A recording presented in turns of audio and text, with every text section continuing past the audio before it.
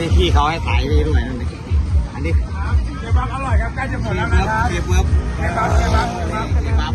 นี่นะทุกคนราคาชัดเจนใกล้เบิ้ลแล้วครับเราเบิ้ลแล้วใช้ สาขาเดียวนี่บ่พี่แม่ครับค่อยแยกร่างก็ได้ครับอ๋อนี่ผมมีสาขาเดียวอยู่ที่หน้าบิ๊กซีอ้อมใหญ่หน้าบิ๊กซีอ้อมใหญ่นะทุกคนมาอุดหนุนอ้ายแล้วไหนเนาะเคบับเดี๋ยวคอยเขาเคยกินหรอกคอยอะไรเดี๋ยวคือเขาอะนะ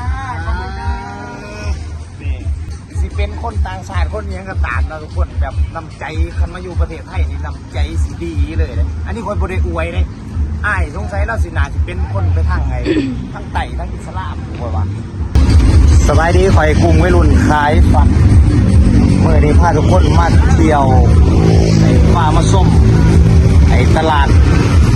ดถนนคนเดินอยู่ประเทศไทยนะทุกคนวันนี้เป็นวันเสาร์นะทุกคนวันหยุดงานนี่พี่เขาให้ไปด้วยนั่นเองอันนี้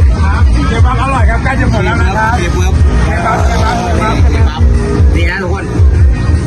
ราคาชัดเจนใกล้เบิ้ลแล้วครับเราเบิ้ลแล้วใช้สาขาเดียวนี่บ่พี่แม่ครับค่อยแยกร่างก็ได้ครับนี่ผมมีสาขาเดียวอยู่ที่หน้าบิ๊กซีอ้อมใหญ่นะทุกคนมาอุดหนุนอ้ายแล้วไหนเนาะเคบับเดี๋ยวคอยเขาเคยกินหรอกคอยอะไรเดี๋ยวคือเขาอะนะนี่แหละสิเป็นคนต่างชาติคนยังกระตานนะทุกคนแบบน้ำใจคันมาอยู่ประเทศไทยนี่น้ำใจสีดีเลยอันนี้คนบริอวยเลยอ้ายสงสัยเราสินาจะเป็นคนไปทางไง ทั้งไต่ทั้งอิสลามถูกป่ะทราบทางการเราบอกไทยกับเราอยากสัตว์ช่ำข่อยทำเขาว่าเราให้ทายร้านเราก็เลยโอ้โหในเล่าซะส่องคอยโบใหญ่หรอกมาเดี๋ยวผ้านี่แหละมายางรอส้มวันเสาร์เป็นวันหยุดของหลายๆบริษัทก็ว่าได้หรือว่าเป็นวันหยุดของหลายๆคนเนาะสำหรับข่อยมือนี้ก็หยุดคือกันและส่งบรรยากาศไม่ต้องกันนอกเลยว่าแหล่งท่องเที่ยวยังมือแรงของประเทศไทยถนนคนเดินประเทศไทยตลาดถนนคนเดินว่ามีคนหลายหรือหน่อยนะอันนี้มาอัปเดตสถานการณ์ให้ดูมือนี้วันที่7มือนี้วันที่7นะทุกคนมือนี้วันที่7เปล่าเล่ามาลองดูนี่แหละมันนอกเข้าเนาะผมเคยเห็นยังก็ต้องทายให้เบิ่งว่านี่ประเทศไทยเพิ่นบ่มีงานบุญบ่มีหยังกันเพิ่นก็บ่ง่ายบ่มีงานบุญกับเสื้อผ้าหยังเครื่องขายของกันแบบเดียวกับงานบุญเลยนะทุกคนสังเกตเบิ่งไฟนั่นแหละนี่คือสัญลักษณ์ของประเทศไทยนะว่ามีงานบุญหรือบ่มีงานบุญกะเพิ่นสิเฮ็ดเป็นคล้ายๆงานบุญเนี่ยลูกเขาไม่อยู่ขายแบบนี้เลยเดี๋ยวเขาไปเบิ่งทางนี้มีหลายซอกหลายซอยนะเลยมาเที่ยวกันได้มือนี้คนอาจสิบ่หลายนะแต่ถ้าเป็นวันอาทิตย์นี่โอ้ผมบอกเลยแน่นแน่ๆครับสังเกตเบิ่งนะบ่แม่นต้องเว้าเลยประเทศไทยนี่ขายยังก็ได้ขายเลยพี่น้องสังเกตเบิ่งเลย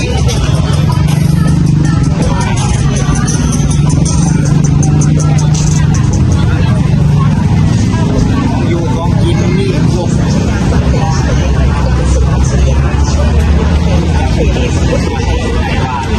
ไม่บอกคุยเอาบ่อด้วย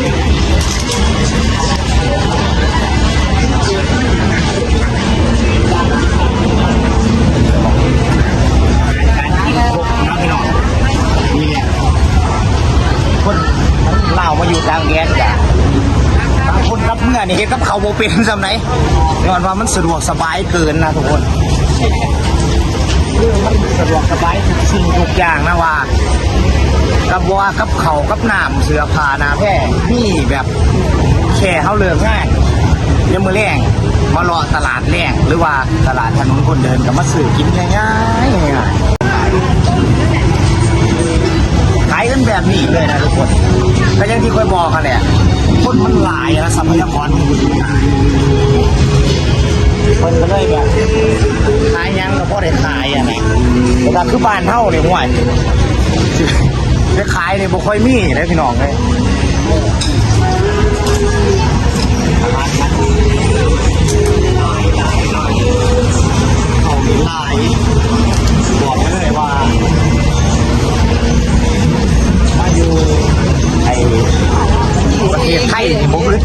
แนวอยู่แนว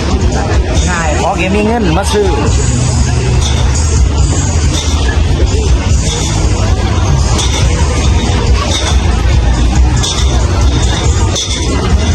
ขายกันแนวนี้เลยนะทุกคน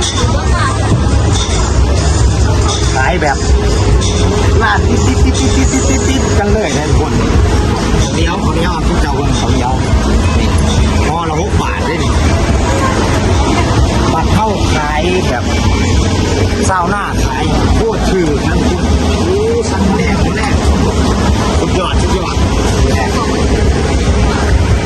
แต่อาหารบ้านเฮาหลายหนองอันนี้โบแม่นงานบุญเด้อขอยย้ำผมเป็นงานบุญเด้อที่เขาเจ้าจัดแบบนี้โบแม่นงานบุญเนาะเดี๋ยวสิหาว่าเป็นงานบุญที่โบแม่น มีทุกวัน อยู่นี่สิมีคูเมอร์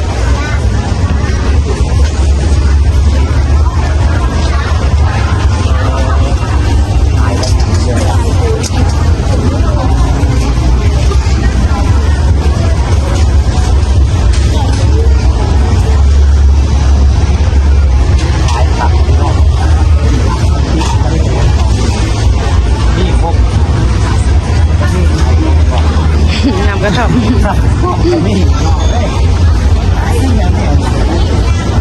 แต่บ้านเฮาผิดกฎหมายนะสปปลาวผิดกฎหมายเลยเนาะขายเกลือมาปานงานบุญน่ะแต่สุดเจ้าทั้งเกศอยู่ใกล้ว่าโอ้คนเริ่มลายแล้วตอนแรกว่าคนโบราณแล้วก็มาแอบคนหลายว่ะว่าต้องใช้มันยังสิว่าท่านคำนะพี่น้องแต่ตอนนี้มันคำเลยนะมันประมาณทุ่ม2 ทุ่มคนรู้สึกแบบรักมากลายนะดูทานทางเล่นี่พวกตามราคาชัดเจนนะพี่น้องราคาชัดเจนไม่ขาดห้ามหน้าแวะทุกคนสันใดนี่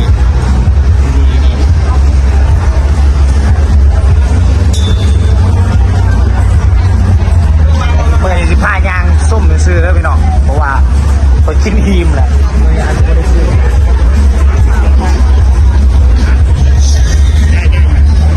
อันนี้เป็นร้านนั่งซิ่วนะร้านนั่งซิ่วนั่งกินได้มาอันนี้ได้นะมีเงินก็จำเป็นต้องที่ว่ารวยเสียก็ตามนะมานั่งกินได้สบายซื้อมา20 บาทเลยนะกินไหน มานั่งกินได้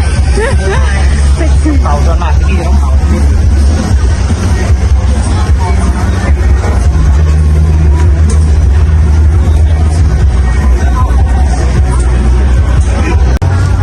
ไทย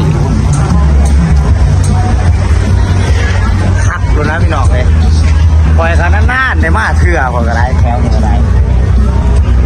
พอไปดอกแถวนั้นเสียงเพลงแล้วจะมีเพลงเปิดให้ฟังแน่นี้ตลอดเลย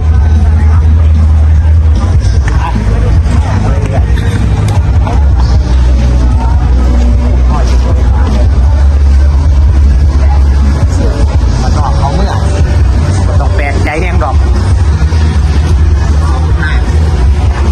มีทุกซอยทุกโซน สบาย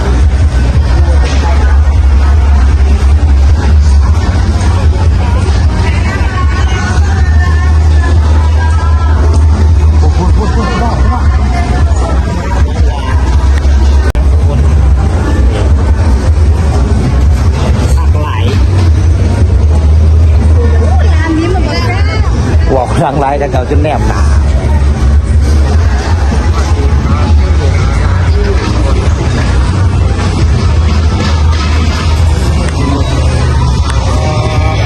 ร้านฟ้าเผาขายดีเบิ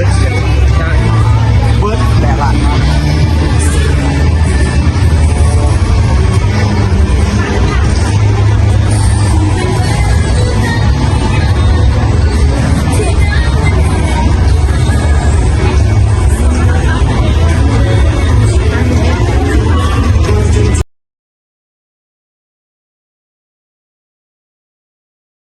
สิ่งที่บ่าวเล่านี่ได้ไปสัมผัสมาในหลายคือหลายบ่อนนะคือท่วมเป็นระเบียบนะครับท่วมสะอาดนะพี่น้องสังเกตมั้งนะอย่าง เส้นเป็นล็อกแนวนี้โบมี่นะโบมี่เศษขยะอย่างนะนี่แหละคือคำว่าไทยแลนด์สิเป็นมุมอัดมุมย้ำกระตามสีโบมี่ขยะนะทุกคน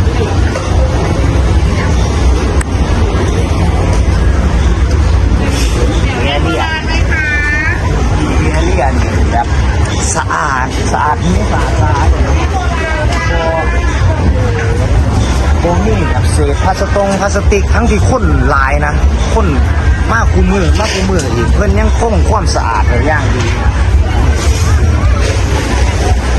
แบบเป็นยังเศร้าต่างศาสตร์หรือว่านักท่องเที่ยวหลายๆคนที่มา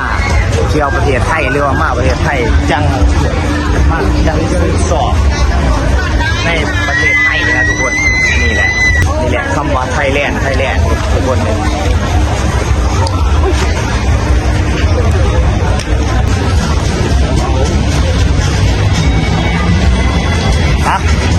ต่อไกลแหละพี่น้องวางหันมันสะดุดแล้วเราเมื่อป้องเห็นทรงอย่าใส่ทรงโอ้โคตรพี่น้อง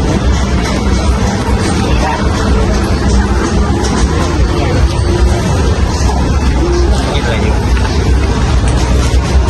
คลิปนี้ก็จบไปซ้ำนี้เลยพี่น้องทุกคนมาส้มบรรยากาศตลาดนัดกลางคืนตลาดนัดคนเดินของประเทศไทยที่แห่งหนึ่งนะที่แบบกับเขากับน้ำหนูร้ายสะดวกสบายร้านโทรศัพท์ก็มีลายบ้านเฮาไปในร้านโทรศัพท์หนึ่งว่าต้องไปร้านไปในเมืองเท่านั้นได้จังสิมีในดูนี่